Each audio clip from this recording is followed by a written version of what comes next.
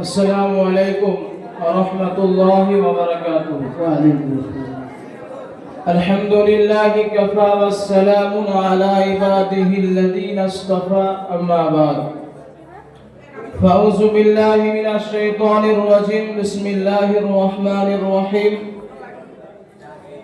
وقضى ربك ألا تعبدوا إلا إياه وبالوالدين إحسانا إما يبلغن عندك الكبر أحدهما أو كلاهما فلا تقل لهما أف ولا تنهرهما وقل لهما قولا كريما.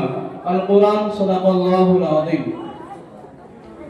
সমস্ত প্রশংসা, সমস্ত গুণগান, সমস্ত গুণকীর্তন সে মহান আল্লাহর জন্য, যিনি আপনাকে আমাকে এই একটা পবিত্র মজলিসে বসা তৌফিক দান করেছেন। তাই সকলে স্বরূপ বলি আলহামদুলিল্লাহ।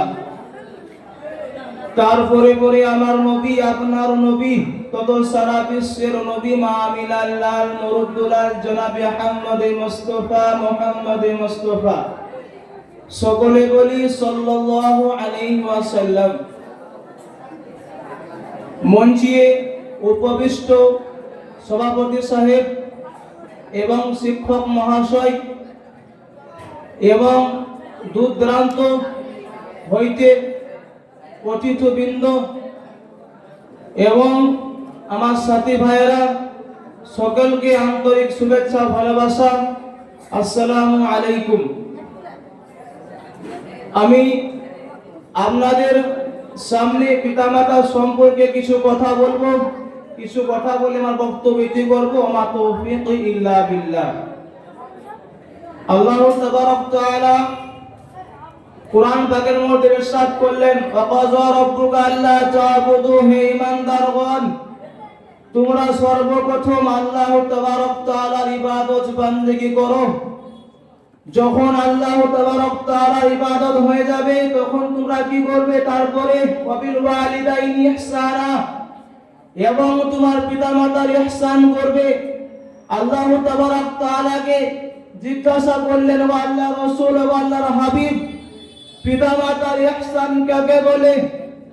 আল্লাহ তাবারক তাআলা বললেন কি ইহসান ওকেই বলে, ওকেই বোঝায় যেটা তুমি কি হয়েছো, অত্যন্ত বড় হয়েছো, হওয়ার পর তোমার টাকা পয়সা হয়েছে, গাড়ি বাড়ি হয়েছে, তুমি কি করবে?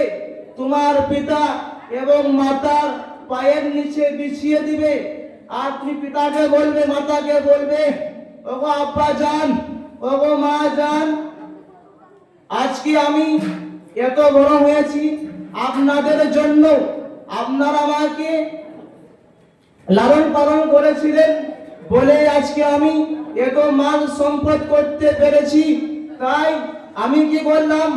যত আমার মাল সম্পত্তি আছে, আমার মাল সম্পত্তি আপনার পায়ের নিচে বিছিয়ে দিলাম এবং মায়ের পায়ের নিচে বিছিয়ে দিলাম। যেটা আপনি খরচ করবেন, আমার কোনো বাধা নেই। তাহলে বুঝতে হবে যে আল্লাহ তাবারক তাআলা বলেছেন যে পিতা মাতাকে সন্তুষ্ট করবে আর জান্নাত পাবে। কিন্তু যদি কি বলবেন, আব্বা বলবেন এবং মা বলবেন, আল্লাহকে বলবেন, ওগো আল্লাহ, যে সন্তানকে আমি ধরেছিলাম সেই সন্তান কি করেছে? আমার জন্য এত কষ্ট করে টাকা পয়সা আমাকে সমস্ত জিনিস দিয়ে দিল। আমি কি করব? সেই সন্তানের প্রতি দোয়া করব। তাহলে দোয়া করলে কি হবে? আরো মাল সম্পত্তি বেড়ে যাবে। আর সেই কাজটা আমরা আজকে করি না, মনে মনে করি কি আব্বা মা খেয়ে ফেলবে, কিন্তু না। যে আব্বা মা তোমাকে কত কষ্ট করে তোমাকে লালন পালন করেছে, আর সেই আব্বা মাকে তুমি এরকম ভাবছো, কিন্তু না। আব্বা মাকে আপনি সম্পত্তি দিবেন আর সেই সম্পত্তি আপনাকে দিবেন। সে আব্বা এবং মা আপনার জন্য দোয়া করবেন আল্লাহর কাছে। আর বলছেন, যদি কোনো হাফেজ সাহেবকে, মৌলভী সাহেবকে যদি হাদিয়া দেন, আল্লাহ তাবারক তাআলা খুশি হতেন পারেন, না হতে পারেন, কিন্তু যদি আপনি আব্বাকে এবং মাকে কিছু হাদিয়া দেন তাহলে আল্লাহর আরশ পর্যন্ত কি হয়? খুশি হয়ে যায়। তারপর কি বলছেন, ইম্মা ইয়াবলুগান্না ইনদাকাল কিবার আহাদুহুমা আও কিলাহুমা ফালা তাকুল লাহুমা উফ। যখন তোমার পিতামাতা উভয় যখন বয়স্ক হয়ে যাবে, তখন তোমরা উহ শব্দটুকুন বাই করবে না। কি বলছেন? উহ শব্দটুকুন বাই করবে না। একটা সন্তানকে পিতা একটা কাজ বললো কি বেটা এই কাজটা করো, আর আপনি বললেন কি পারবো না, ধুর এটা হতেই পারে না, এটা বলবেন না। যেই পিতা মাতা আপনার জন্য মাথার ঘাম পায়ে ফেলেছে এবং আপনাকে বড় করেছে, সেই পিতা মাতাকে আমরা শব্দটুকুন কেন দায়ী করব, কেন বলবো? আপনাকে বলতে হবে যে আপনি যা বলবেন আমি তাই করব, আপনি আমাকে যা হুকুম করবেন তাই করব। কিন্তু বলবেন আপনি যখন আমি ছোট ছিলাম তখন অত্যন্ত আমার জন্য কষ্ট করেছেন, আজকে আমি আপনার জন্য, এমনকি আপনি যদি বিছানায় পায়খানা করে দেন সেই পায়খানাটা আমি নিজের হাতে পরিষ্কার করব, এটা আপনি বলবেন। কিন্তু আমরা বলি না, উফ শব্দটুকুন বাই করি। আবার কি হয়েছে, ওনা তানহুরহুমা। দেখবেন বাজারে যাই বন্ধুর সাথে এবং পাড়া প্রতিবেশীর সাথে কি করে, খুব মিষ্টি মিষ্টি কথা বলে। যখনই বাড়ি ঢুকে তখন আব্বা বলে, ওরে সন্তান রাত 9টা হয়ে গেল, তুমি এখনো বাড়ি এলে না, কেন এলে না এটা বলবেন। আর সঙ্গে সঙ্গে যুবক বলেন, হে আব্বা এটা কেমন কথা, আমি কোথায় ছিলাম না ছিলাম এই খোঁজ কেন তুমি নিছো। আব্বাকে ধমক দেখিয়ে কথা বলো না। আল্লাহ রাসূল বলছেন, ওয়াকুল লাহুমা কাওলান কারীমা।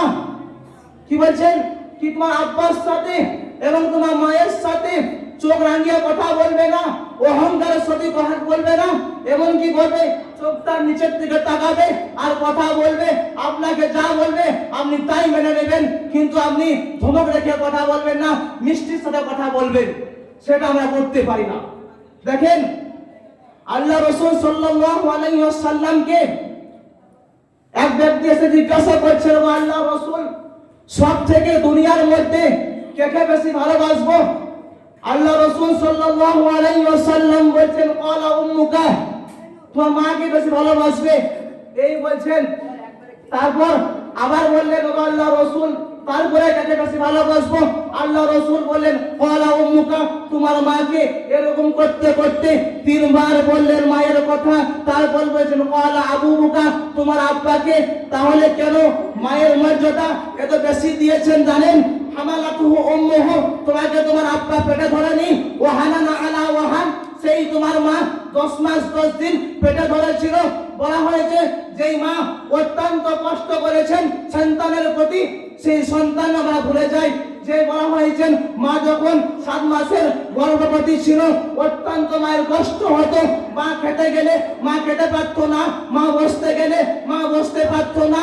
সন্তানের প্রতি এত মায়া ছিল, মনে মনে করেছিল আমার এত কষ্ট হচ্ছে, তাও আমি সন্তানকে দুনিয়ার মধ্যে আনবই।